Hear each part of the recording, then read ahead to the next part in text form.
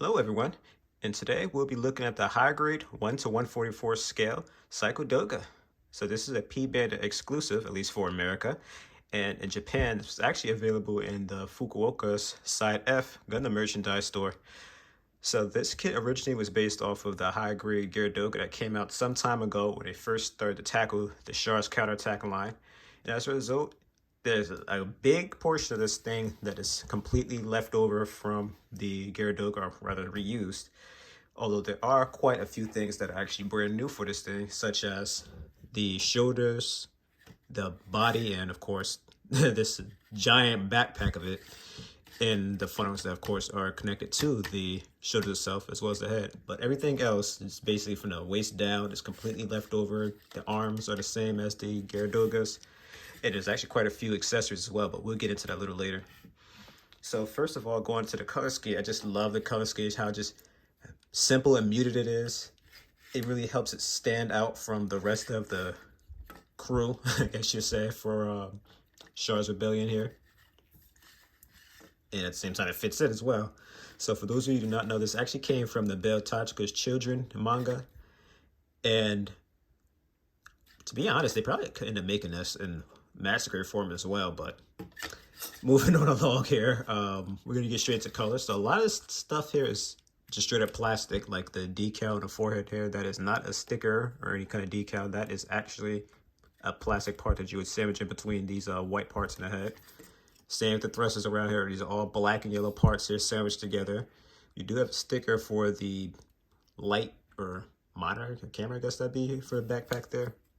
Same for the Model I, that is a sticker. But besides that, I don't believe it has any other stickers. I think there might be some for the guns or something like that, but I am not seeing anything else around here. I think it's actually very beautifully detailed as well. I just love how it has all these little parts here for the thrusters and whatnot. You could probably color some of this in. I'm not entirely sure what the color scheme for this thing is supposed to be.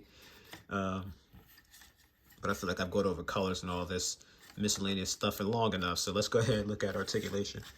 So before we even do that, I also wanted to point out that this thing does have one of those gimmicks where you can move the Model I there around to different poses and whatnot. I'm not sure if you guys could really make it out much, but I promise this thing has been moving when I've been moving around with my finger there. But you're gonna go ahead and just sandwich that right on back in when you're done moving it around, and we get on to the articulation for the head. So surprisingly, this thing can actually move around 360. But you kind of have to finesse it a little bit to do so. You get a bit of a side-to-side wiggle on a ball joint. I can't say what the heck that looks like, but yeah. The arm can go 360. Surprisingly, it does move out quite a bit, which is very shocking for how old the base of this kit is, which is the Gyaradoga. Decent bit on the arm. Could be a little better, but I guess it'd be restricted by this giant shoulder armor here anyway. Ball joint hand, so there's some wiggle in 360. I believe that's really it. Well, it can go up a little bit from the arms and the shoulder. As you can see, it can also move independently as well, but you want to be careful. This thing's only attached by a peg and a polycap, and just me trying to stretch this thing to its limits, I feel like something's going to break. So we're going to end off the arm articulation by showing that it can go 360 underneath this shoulder part there. Again, just I have to pause the articulation just to marvel at just all the details of this thing. Like again, the Char's Counterattack line is really, in my opinion, when the higher grade really started to step its game up by a huge margin.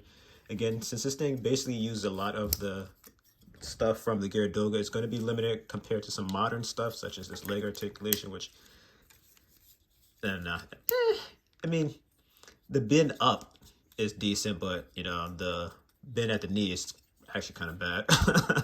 But again, just how detailed it is, it almost makes up for how bad the articulation is. So there's a little bit of movement from the side armor here. The rear armor, of course, does not move whatsoever. Now these propellant tank or binders, whatever you want to call it, is actually a decent bit of movement out of these. So you can do quite a bit with them for the most part. The bottom ones just really goes up and down. That's really about it. But as for the torso, can move up and down a little bit for a bit of an ab crunch, or that feels more like it's due to it being a little loose than anything. When I twist this thing back in now, it doesn't really move much. So it can also move 360. But I believe that's it for the articulation here.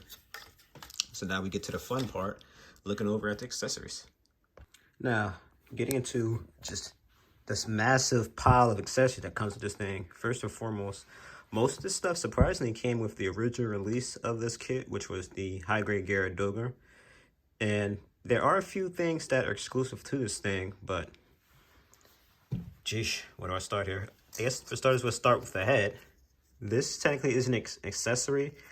It's more of just one of the many piles of things you'll be able to create from the leftover runners that this thing has. There are enough runners in here to create the actual Garrett Doga itself, as well as all these accessories and what have you for the Psycho Doga. Now, unfortunately, there are certain things that you cannot do in tandem with creating the Psycho Doga, so you'd have to pick and choose certain parts, such as like the shoulder armor and a backpack. If you do not put all the pieces together to create the Psycho Doga, you could do a white recolor of the Garrett Doga here, but of course I'm going to make the Psycho Doga, so I just want to show this off here. The head is one of the few things you could actually put on the Psycho Doga itself. The shield being a second one here. You can create everything that the normal shield would have. That includes, of course, the stern falls here and the shield itself, which of course I'll show off in just a bit. We have multiple beam effect parts here. This is going to be the saber, or rather sword, I guess you'd call that, since it's called a beam sword axe. We have kind of like a little beam pick you have here, and the actual beam axe effect part itself. And I have to say, I love the shade of yellow they chose for the beam effect parts here. Now going back over to the leftover things from the Garrett Doga, we have, it's a rifle here.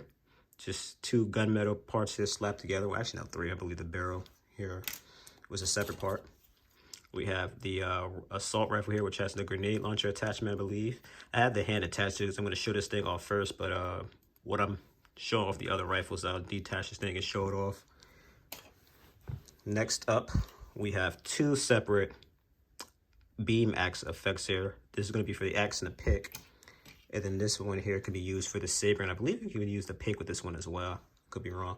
Now, that's one thing that always bugged me about a lot of these beam axes, even on the master grade, if I'm not mistaken. They always give you two separate ones instead of having one that can extend or whatever, so it's always kind of annoyed me. But of course, you can take a pass on it with the high grade.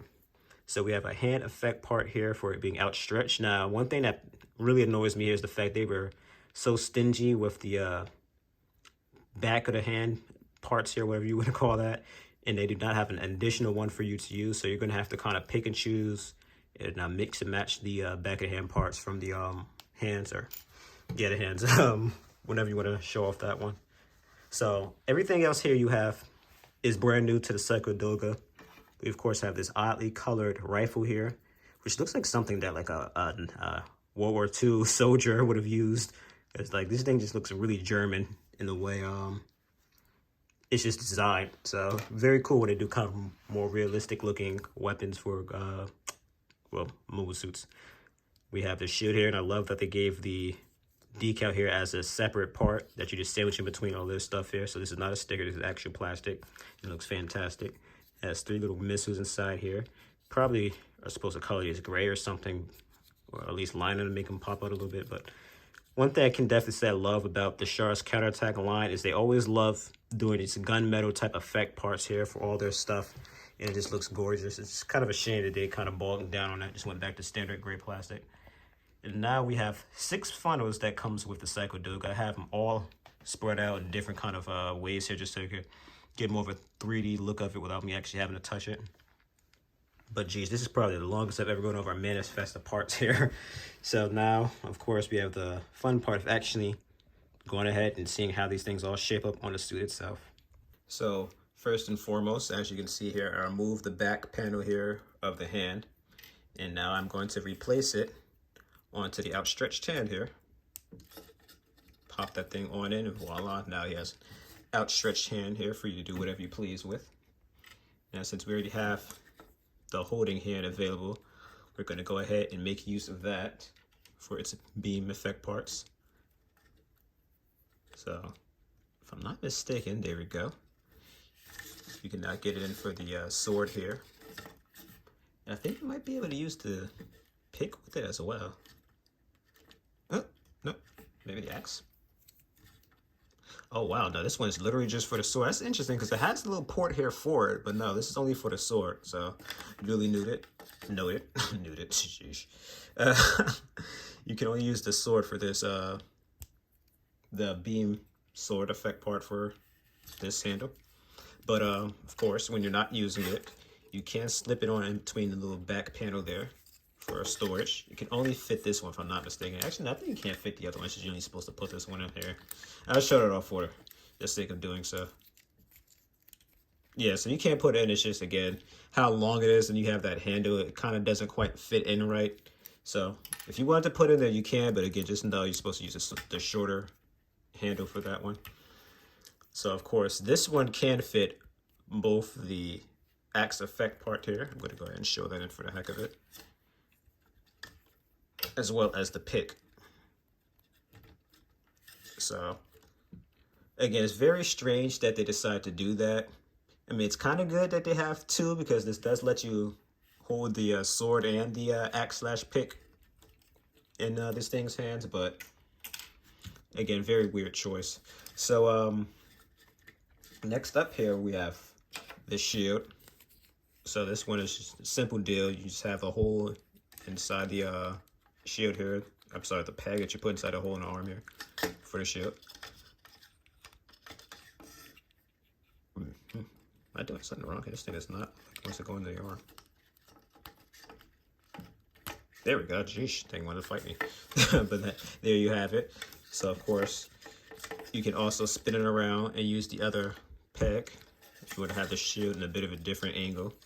Probably have to spin this thing around because that doesn't quite look right the way I have it on. But again, it's just a simple deal with a lot of these shields. You put in a bunch of different poses based off of those two pegs alone.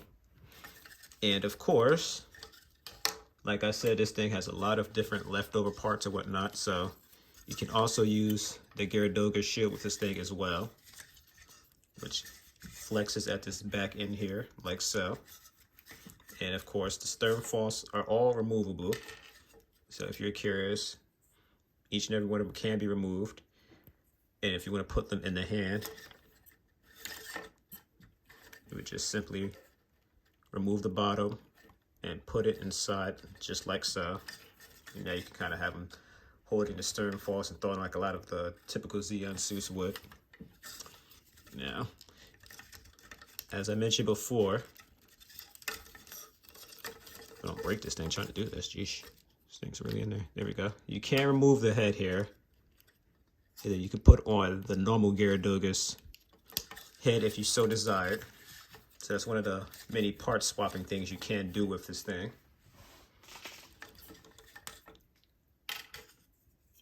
Then replacing the hand here, you of course would have the rifle with the grenade launcher available to you. And then you just simply, oh, that's another thing I forgot to mention about this thing. The stock can actually raise, so that's cool. But now you have to remove the, or rather split apart the hand here to remove the rifle, which is a little tedious to do because these things are really in here a lot of times. So bear with me while I do just that. There we go. So now you can go ahead and use the other rifle here as well. So again, this thing has 3 rifles to play with, but unfortunately, since these are all leftover parts and not intended to do so, you unfortunately cannot dual wield this thing. So you have to literally choose which rifle you want to use. So that's a bit of a pain with this thing. But it still is nice that you have 3 different rifles to choose from, nonetheless. And unfortunately, this one doesn't have any gimmicks or anything to it. It's just a turquoise rifle, really. But it still does look pretty nice, especially if you get the actual proper head on. Oh boy, it's a good thing I'm done with this thing. This thing just grenaded on me. All right, I guess that's this thing's way of saying I do not want the Garrett Doga's head on. I want my head on. But anywho, now for the fun accessory for this thing, that is going to be the funnel. So first and foremost, for detail, you're going to remove the funnels from the shoulder like so. And on its own, you can't really do anything with these funnels. They're just kind of there. However, thanks to me having a whole abundance of these Witch from Mercury bit effect stands, whatever you want to call these things, I can confirm that these things are very much compatible with this thing's funnels, thankfully. So utilizing these stands, which just simple plug and play, you can get all the funnels in on this stand here. And now suddenly you could do some very nice dynamic poses with this thing, especially if you were to get it airborne with an action disc, which of course it'd be able to fit in that little handy dandy hole right there. So that is going to be it for accessories. And we're going to go ahead and end this thing off with a good old fashioned size comparison. And for those of you who are wondering, this thing can stand on its own. You just have to get it kind of balanced well enough.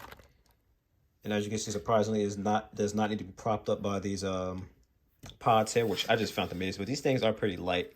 It's just 2 pieces of plastic slapped over these little black trim pieces here, so it's not very heavy at all. But it's like when you start to kind of get in some of the stranger pulls, especially with moving these things around, that's when sometimes it gets a little back heavy and wants to droop over. But overall, for the most part, this thing does not have any balancing issues whatsoever, which I was very surprised about. But of course, for fans of the manga, it only makes sense for me to bring out the Rigazi, especially as I do not have anything in 1:144 scale when it comes to a Gundam from Char's Counterattack. So yeah, this is kind of the best you're going to be getting here in that aspect. And then we have, of course, the Sasabi, which just towers over all of these things. It's just ridiculous how big the Sasabi is. I thought the grunts would at least be similar size, but no. But overall, getting onto the verdict of this thing here, I definitely would recommend this thing. More so, of course, for fans of the novel itself, but just for anyone who thinks this thing looks cool or happen to see this thing on P Bandai, or hell, if you have a trip to Japan planned, you can go to Gundam Side F, go ahead and pick it up. I'm sure they have plenty of those things there waiting for you to pick up. And I do not think that you'd regret it at all. This thing, again, is just very great, has a whole large assessment of accessories. It is decently posable too. So posability is not too bad for its age. And I definitely can say I am glad I added it to my collection here. So at the risk of me not sitting here and rambling like an idiot, I'm going to go ahead and end this review here. So thank you guys so much for watching. This has been Rare Mind Reviews, and stay tuned for the next video or review.